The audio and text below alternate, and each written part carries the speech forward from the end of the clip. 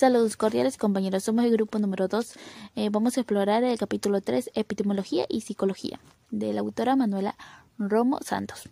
Empecemos. La ciencia se ha caracterizado siempre por su método, que se supone garantizar objetividad y verdad. Sin embargo, no existe un método infalible para probar o refutar teorías científicas de manera concluyente. El método científico se basa en la observación y razón, pero ¿qué pasa cuando estas herramientas no son tan objetivas como pensamos?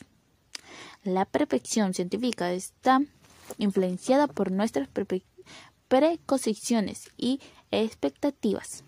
Además, hacer generalizaciones inductivas es el problema, ya que muchas afirmaciones no garantizan una ley universal, mientras que una sola desconfirmación puede invalidar, como señaló Karl Popper. La observación no es neutra, siempre está condicionada por algún presupuesto previo del que podríamos hasta no ser conscientes. Muchos científicos famosos como Galileo y Newton han manipulado datos para ajustar sus teorías. Galileo, conocido como el padre del método experimental, mintió sobre algunos de sus datos para apoyar la teoría copernicana. Newton ajustó sus observaciones para que encajaran con sus ecuaciones de movimiento. Incluso Albert Einstein, cuando recibió la confirmación del eclipse de 1999 que apoyaba su teoría de la relatividad, afirmó que él ya sabía. Pero todo vale. Paul Freyave argumentó que no existe un método universal para la ciencia, sugiriendo que todo vale en la búsqueda del conocimiento. Esto desafía la idea de que la ciencia es una forma superior de conocimiento.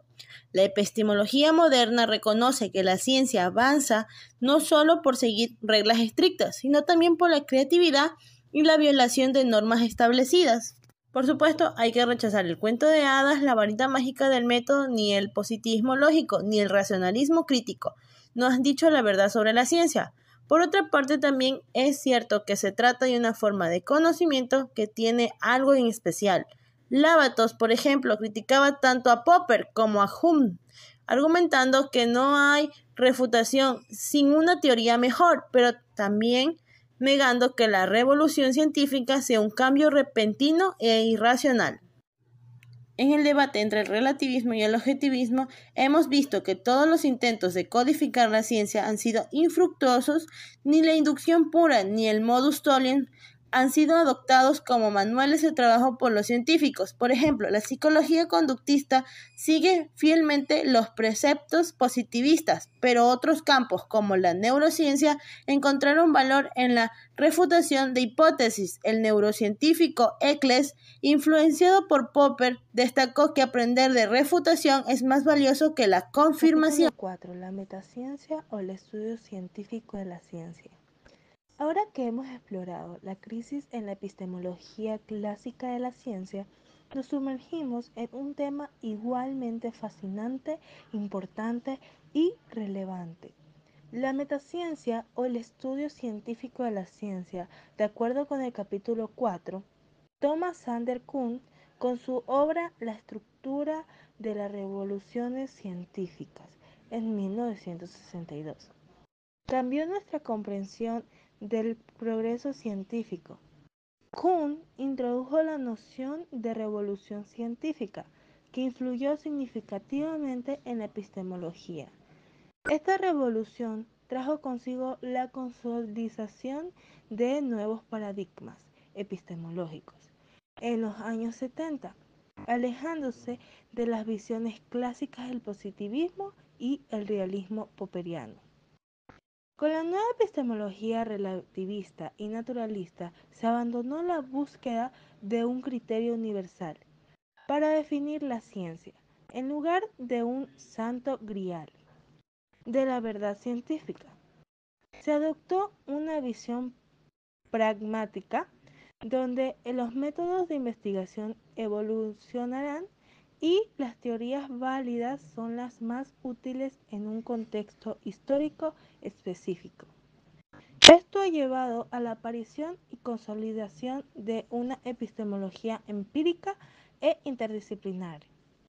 La metaciencia, esta disciplina integra historia, filosofía, sociología y psicología para estudiar la ciencia de manera integral, reconociendo su naturaleza compleja y contextual. Tras la aparición de esta epistemología surgieron muchas preguntas. ¿Puede lo definido entrar en definición? ¿Cómo puede la ciencia volverse sobre sí misma? ¿Es posible estudiar científicamente la ciencia y a los científicos? ¿O no se puede? ¿Realmente no es posible hacer una ciencia sobre la ciencia? ¿Debe la metaciencia ser un estudio exclusivamente filosófico, reflexivo y no empírico?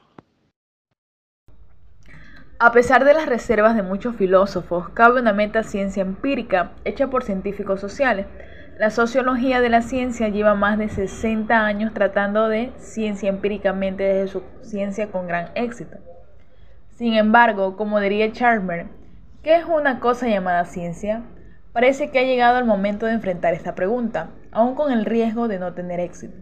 El historiador de la ciencia Gerald Horton la describió en una ocasión como una actividad pedestre, aunque la más exitosa de todas.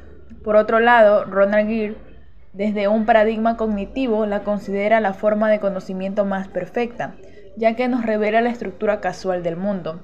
Feyerabend nos recordaba que la ciencia no es superior a los mitos o a la magia y defendía que los padres deberían tener el derecho de exigir que los niños aprendan estas cosas en lugar de la ciencia en la escuela. Seaman divide las aproximaciones a la ciencia en dos categorías claras y opuestas, la leyenda y la caricatura. En cambio, si preguntamos a un historiador o a un sociólogo de la ciencia, cada uno tendrá una definición muy clara y sabrá cuál es su objeto de estudio. Y por último, tenemos que la ciencia tiene diferentes perspectivas. Para la economía y la política, la ciencia es un método de resolver problemas.